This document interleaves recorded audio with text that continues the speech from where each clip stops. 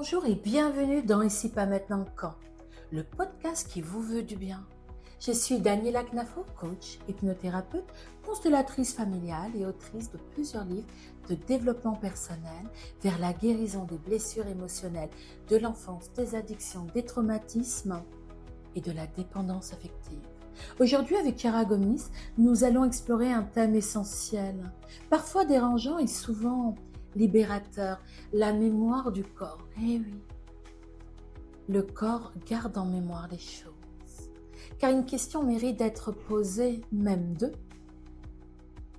Et si ce que vous ressentez dans votre corps n'était pas un problème à corriger, mais un message à comprendre? Et si certaines douleurs, souvent même psychosomatiques, n'étaient pas des faiblesses, mais des traces de ce que vous avez traversé en silence? Alors oui, il existe des tensions qui s'installent, des douleurs qui reviennent, des sensations de blocage qui persistent sans explication médicale claire, nette, malgré des IRM, malgré des radios. Et si le corps conservait la trace de ce que l'esprit a mis de côté pour continuer à tenir debout? Et si derrière chaque inconfort se trouvait une émotion ancienne, un souvenir enfui, une adaptation devenue trop lourde à porter? Bonjour à toutes et à tous, bonjour Daniela. Ici, c'est un espace où on apprend à ralentir, où on écoute autrement, où l'on prend le temps de ressentir ce qui se passe à l'intérieur, plutôt que de continuer à avancer en serrant les dents. C'est exactement ça. Et c'est pour ça que le corps, on dit qu'il a une mémoire. Et c'est assez vertigineux quand on y pense, non? Le corps se souvient de tout, parce qu'il est loyal avec nous, parce qu'il cherche à nous protéger, parce qu'à un moment donné, garder en mémoire était la meilleure option pour lui de survivre, et souvent, encore une fois, émotionnellement. Il ne fait jamais ça contre nous, en fait, il le fait pour nous. Beaucoup de personnes souffrent physiquement sans comprendre pourquoi. Comment savoir si ce que l'on ressent, est lié à la mémoire corporelle et pas simplement à une fatigue ou une posture? Le corps, en fait, c'est un messager d'une fidélité incroyable. Il est avec nous à 1000%. Chaque émotion vécue intensément, chaque choc, chaque adaptation prolongée laisse une empreinte, souvent même indélébile. Rappelez-vous, ou rappelle-toi, tu sais Chiara, on se brûle le doigt au four. Et bien, à chaque fois, quand tu vas repenser, quand tu vas toucher le four, maintenant tu étais petite, tu avais peut-être, moi je me rappelle très bien, je vais parler de moi, j'avais peut-être 2 ans, 3 ans quand je me suis brûlée.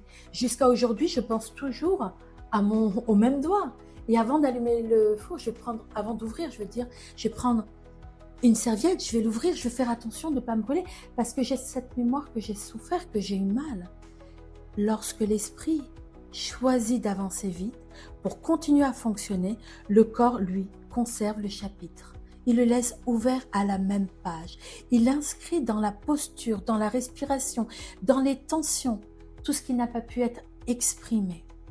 Et aussi pour nous protéger, comme avec cette histoire de ce doigt et du four. On parle alors de mémoire somatique ou cellulaire, une mémoire qui ne se manifeste pas par des douleurs récurrentes, des blocages ou une fatigue inexpliquée, plutôt par une sensation ou une vigilance constante. À quel moment peut-on comprendre que le corps n'est plus en train de réagir au présent, mais qu'il rejoue une mémoire ancienne, parfois même une histoire qui ne nous appartient pas, En fait, ça va être lorsque l'intensité de la réaction va être disproportionnée par rapport à la situation actuelle. Le corps réagit comme si il était encore dans le passé. Il le revit comme si que le danger était toujours là. Une simple remarque, un silence, une odeur, une posture peuvent rallumer son état ancien. Le corps reconnaît toujours avant la psyché. Est-ce que la science confirme cela? Oui, les neurosciences et l'épigénétique montrent que les expériences émotionnelles modifient durablement le fonctionnement du système nerveux et la manière dont le corps va se réguler. Certaines émotions peuvent se réactiver sans passer par la pensée consciente. Alors Candace Pert expliquait que les émotions circulent dans tout le corps, ils influencent chaque cellule, autrement dit, le corps se souvient même quand on dit qu'on a oublier. Il va se ramener d'une douleur et on peut même parler, tu sais, quand une personne a été amputée d'une jambe, c'est comme si que le corps se souvient de cette jambe et on appelle ça, mince, j'ai plus le nom, le membre fantôme. Donc il n'est plus là mais on le ressent et ça c'est vraiment très très intéressant à savoir ça. Quand le corps parle à travers la douleur, que cherche-t-il à dire? Imagine et imaginez une personne ayant grandi dans un climat d'insécurité émotionnelle. Son corps peut rester en vigilance permanente, avec des tensions dans le ventre, une respiration haute, courte, comme si qu'elle suffoquait, une pression même dans la poitrine, comme si le danger pouvait surgir à tout instant. Ou une personne ayant porté trop de responsabilités trop tôt et trop jeune, ou un enfant qui a grandi trop vite pour devenir adulte. Le corps va conserver cette émotion, ce poids dans les épaules, dans le dos, dans la nuque, et va faire un rappel constant de ce qui a été porté à lui tout seul. Tant que cette charge émotionnelle reste active, le corps continue de rejouer les mêmes scénarios. Alors c'est des scénarios qui nous ramènent au passé. Et toujours, il faut se rappeler que quand l'émotionnel négatif revient, souvent, elle nous ramène à cette perception du passé, pas à ce moment-là où on est adulte. Même quand on se dit, mais c'est pas grave, je suis adulte, je le sais. Elle nous ramène à ce qu'on a ressenti dans le corps au passé. Et est-ce que ces mémoires peuvent venir de plus loin que notre propre histoire? Oui, on va parler aussi des constellations familiales, des loyautés familiales, des traumatismes transgénérationnels, des émotions non résolues héritées des générations précédentes, de nos aïeux. Libérer son corps, c'est aussi apaiser ses mémoires, redonner de la fluidité à l'histoire familiale. Et souvent, c'est ce que je vois parce que des personnes, ils font par automatisme. Et quand on regarde l'histoire, on se rend compte que sa mère ou son père refaisaient la même chose, il y avait les mêmes douleurs. Donc là, on va pouvoir couper, que ce soit en constellation ou sous hypnose ou bien en programmation, même en coaching. Et est-ce que tu aurais un exemple à nous citer? Écoute, je pense à Elodie, une personne que j'ai accompagnée sur plusieurs séances. Elle ressentait une tension permanente au niveau du plexus solaire. C'était lourd, comme une boule de pétanque. En se reliant à cette sensation, elle a compris que c'était lié à une enfance, son enfance, où elle devait toujours se taire pour préserver l'équilibre familial. C'était toi, dans la famille, on ne parle pas, on ne dit pas, on n'exprime pas, on ne dit rien. Son corps avait appris à retenir, à se taire, à compresser, à ne jamais exprimer ses besoins, même les plus utiles, les plus essentiels. À chaque situation similaire, la tension se renforçait. Le jour où elle a pu revisiter cette scène en hypnose régressive, avec sécurité, elle a pu exprimer ce qui n'avait jamais pu être, cette petite fille. Et on a travaillé sur l'enfant intérieur, exprimer. Et le corps a enfin pu relâcher. Et elle a pu comme avoir ce sentiment de grandir de l'intérieur, de devenir l'adulte, et plus cette petite fille d'autrefois. La sensation automatiquement a disparu. La boule de pétanque n'a plus existé. Et elle a ressenti de la légèreté. Elle a cessé de réagir comme une enfant pour se positionner comme une adulte. Et enfin, elle a pu vraiment prendre sa pleine place. Est-ce que tu peux nous proposer un exercice? Oui, on pourrait toujours, bien sûr, si vous conduisez, vous le faites plus tard, fermez juste les yeux.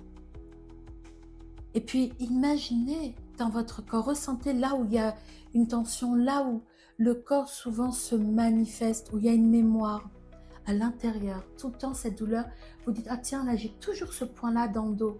J'ai été voir l'ostéopathe, j'ai été voir le kiné. J'ai fait plein de séances, mais j'ai toujours ce point. Essayez, si vous pouvez, mettre la main sur cette zone. Tendu, douloureux, sur ce point. Et l'autre main sur le cœur. Respirez lentement, doucement. Et puis, à l'inspiration, vous allez envoyer de la chaleur et une présence à cette zone. Comme pour marquer une courte pause, comme un message silencieux, et vous allez dire « Je t'ai entendu. Je t'ai compris. » Et à l'expiration, Vous laissez sortir ce que le corps n'a plus besoin de retenir. Répétez ça 3 fois en murmurant à l'intérieur « Je t'écoute, je t'entends, je te laisse te relâcher. Tu peux t'en aller, merci. » Ce geste simple va ouvrir un dialogue profond entre soi, la mémoire du corps aussi. Merci Daniela. Est-ce que tu aurais quelque chose à ajouter pour conclure cet épisode? Ouais, je dirais que le corps garde la mémoire parce qu'il est le gardien fidèle de notre histoire de vie. Chaque tension, chaque douleur raconte toujours une adaptation, une protection, une intelligence de survie. Lorsque nous cessons de lutter contre ces signaux, alors ils deviennent des alliés précieux sur le chemin de la conscience et de la transformation. Et puis, écoutez ça, comme le disait Carl Gustav Jung, tant que vous n'aurez pas rendu l'inconscient conscient, il dirigera votre vie et vous appellerez cela le destin.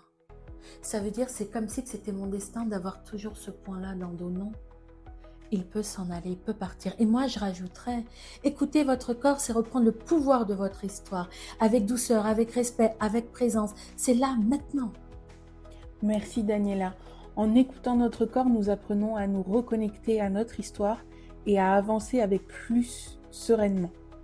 Pour découvrir les accompagnements de Daniela Knafo pour des séances d'hypnose, de coaching ou de constellation familiale, et pour découvrir également ses ateliers à venir, rendez-vous sur www.danielaknafo.fr et sur Zenamo. Merci beaucoup Chiara. Et semaine prochaine, qu'est-ce que tu aimerais qu'on aborde? J'aimerais qu'on aborde l'intuition. Qu'est-ce que c'est l'intuition exactement? Merci à toutes et à tous et à la semaine prochaine. Merci Chiara, l'intuition, ça me parle énormément. Et merci à vous toutes et tous d'avoir écouté ce podcast. Et si pas maintenant, quand? Le podcast qui vous veut du bien. Très très belle semaine à vous.